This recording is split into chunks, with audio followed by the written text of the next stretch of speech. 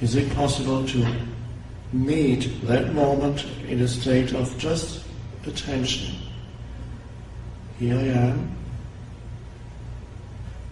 We don't have enough chairs. Oh, but I have a ticket.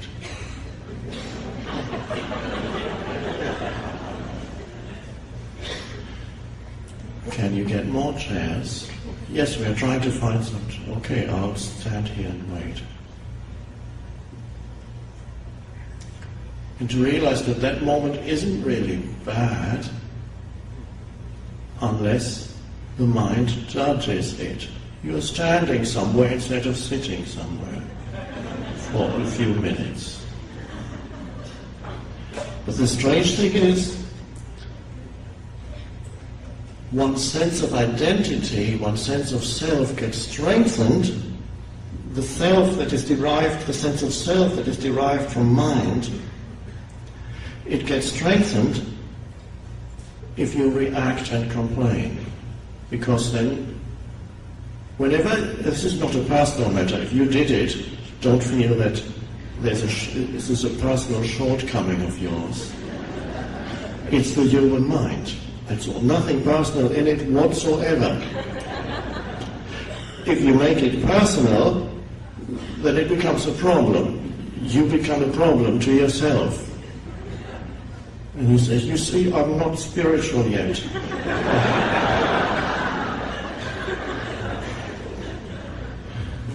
It's a relief to see that all those patterns are mechanical, they're not personal.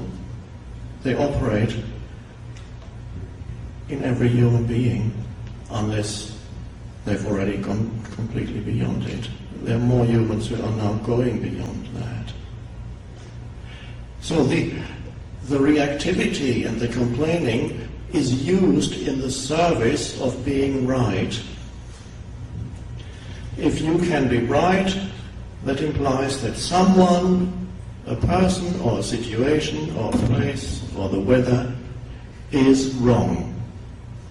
Whenever you complain about something, you put yourself in a position of rightness, because obviously you know better.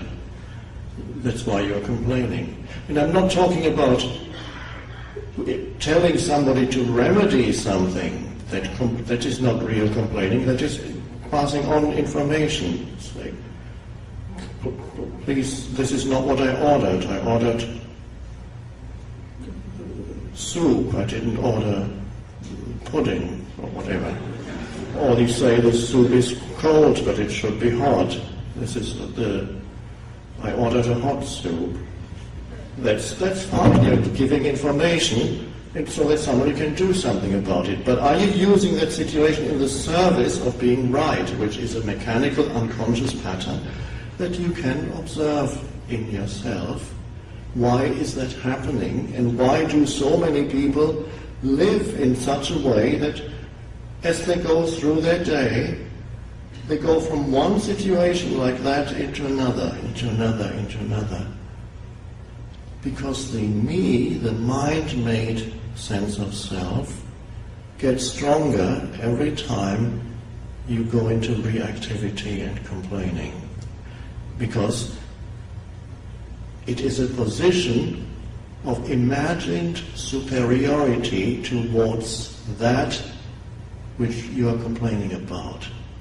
And that strengthens the fictitious me, self. You can notice that if you observe yourself. You can notice that after you've complained, for a moment you feel a little bit expanded in your sense of self. You may also notice that you feel a kind of shell around you that has hardened. And you may also notice a certain contraction in your energy field.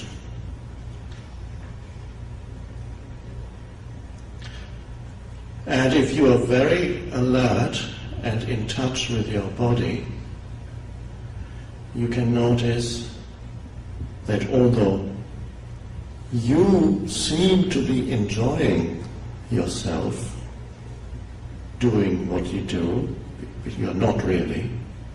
It's suffering. but it's not recognized as suffering. The egoic entity, the mind-made me, likes it because it strengthens itself through that. Your body doesn't like it at all. And if you can see what it does to your body going into that state, you would be shocked.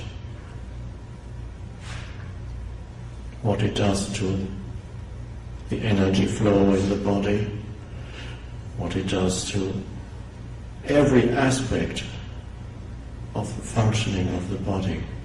So the body feels injured by this, because it is, yes, it is a form of violence. The ego is like that, and it's not a personal thing at all. It is a wonderful thing to observe these patterns in yourself. There's the tendency then of the egoic entity to say, you see, you are no good. It makes a problem out of it. How do I go beyond all my patterns? Don't even try.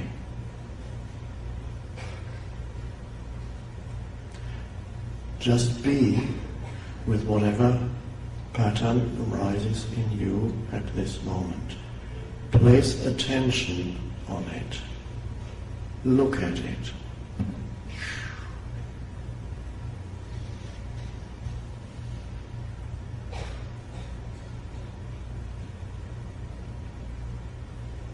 And allow it to be. The most powerful transformer is that. It transforms your consciousness. Now, this sounds as if you could do it. I'm saying this is something that you can. Can I do that? Can I allow this moment to be? Yes. If you are sitting here, you can do it. Not everybody yet can do that. There are still many in this world who are so completely identified with their mind and emotions that to say that allowing this moment to be would be meaningless.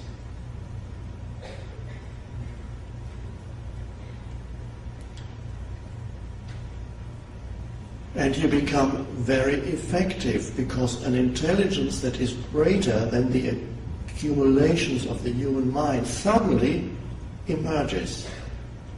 And here's a situation in the field of now, and you place that attention on it, that has no reaction in it, because you receive what is, like this. You say, I allow this moment to be because it already is. And then there's a flow of attention. And in that attention there's enormous intelligence. Greater than the conditioned intelligence that is the human mind.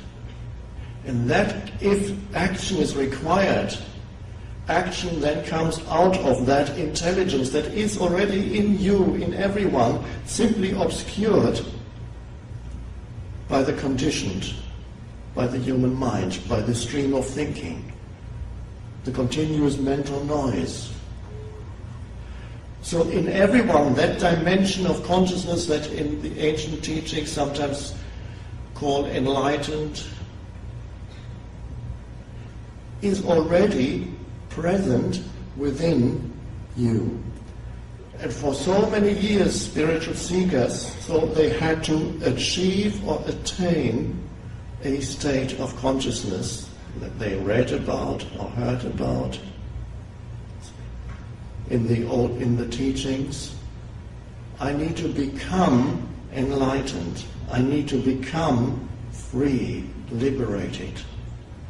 And so what they did was the old mind patterns came in and transformed the original teaching into future, which is how the mind operates when you're totally identified with it.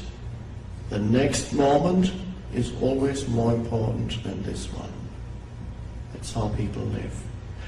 The enormous psychological need that is in everyone for the next moment, that is so normal that most people don't even notice it. Everybody lives like that. Whatever you see on TV, everybody lives. Continuous stress towards where's the next, missing the only thing there ever is, which is now.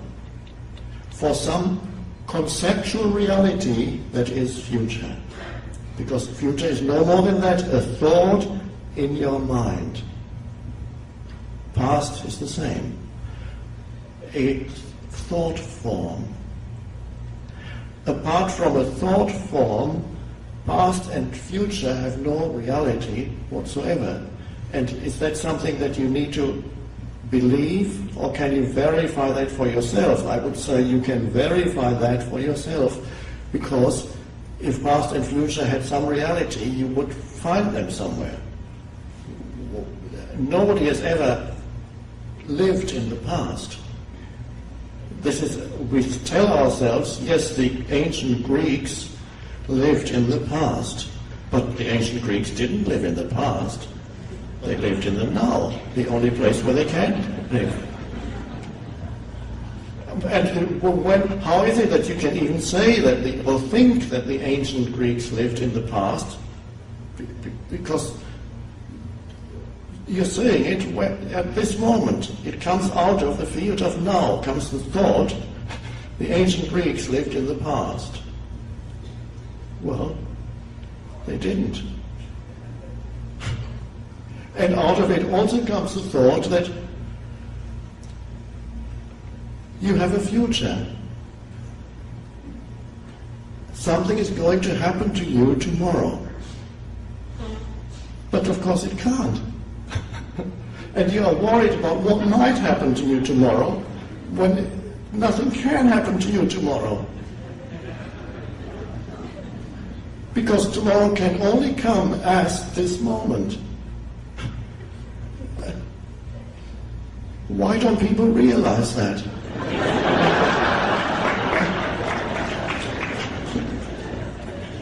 And what an insane way to live, to disregard the only thing, no thing, that has any reality whatsoever, which is now. Your life, the one thing that never left you, is now. Cannot leave you. It's always. Life and now are inseparable. The essence of who you are, because you are life. You are both a form of life, a temporary expression, but you are also, on a deeper level, you are life. Taking on a temporary form. We could also say, you are the one life, the one consciousness that takes on form as a thought, as an emotion, as the entire universe. But the essence of who you are is life, unmanifested in your essence, timeless. And life and now are one, which means maybe I should have kept this for the end of our talk, otherwise you'll go home. Which means you and now are one, because life and now are inseparable. Now the mind says, does that actually mean anything?